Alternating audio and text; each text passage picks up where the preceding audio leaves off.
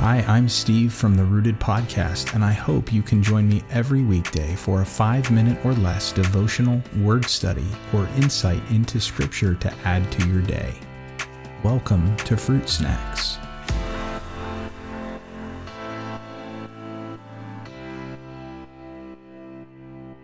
Hey everyone.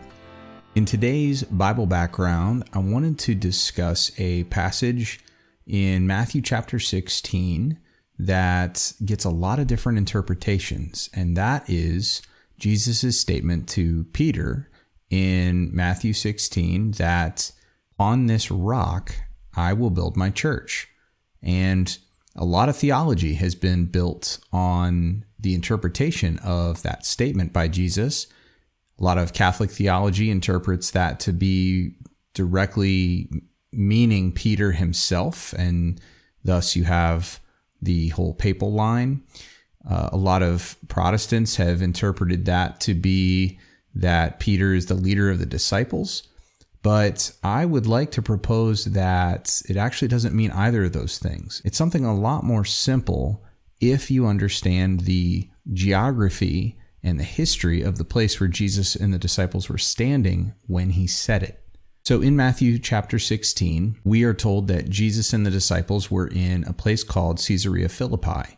And that doesn't mean much to us as modern readers. However, if you do a little history and you search back in the Bible for what this place was, you quickly find that it was not a good place to be. Caesarea Philippi was a very spiritually dark place, but it was known to the locals as the gates of Hades, literally the gates of hell. And this is because a couple of the places nearby were considered to be places of occult worship, where the veil between the human realm and the demonic realm was particularly thin. And this has roots that goes all the way back to the Old Testament, actually, because in the Old Testament, Caesarea Philippi was known by another name, and that name was Bashan.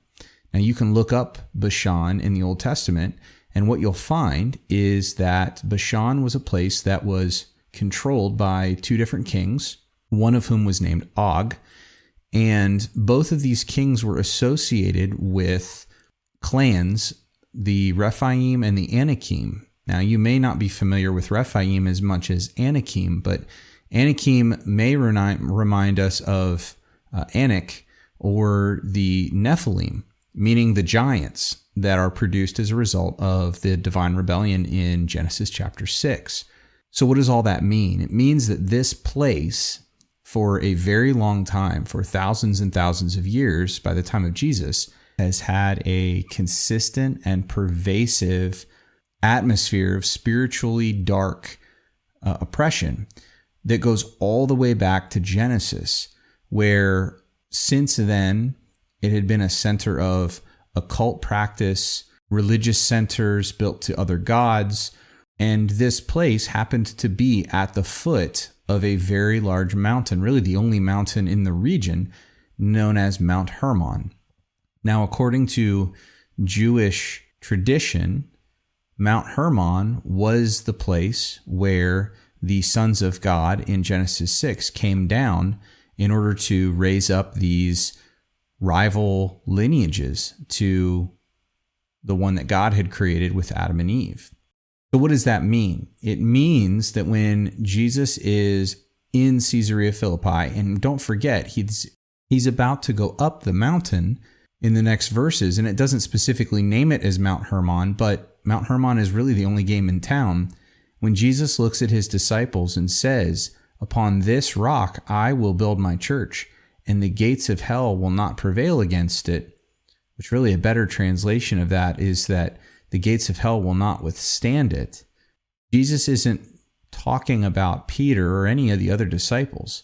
The rock he's building his church on, where he's choosing to plant his flag, is at the literal gates of hell, at Bashan, at Caesarea Philippi, at the foot of Mount Hermon, where these spiritually dark forces were believed to have been headquartered. Jesus is picking a fight. He is putting intelligent evil and the forces of darkness on notice.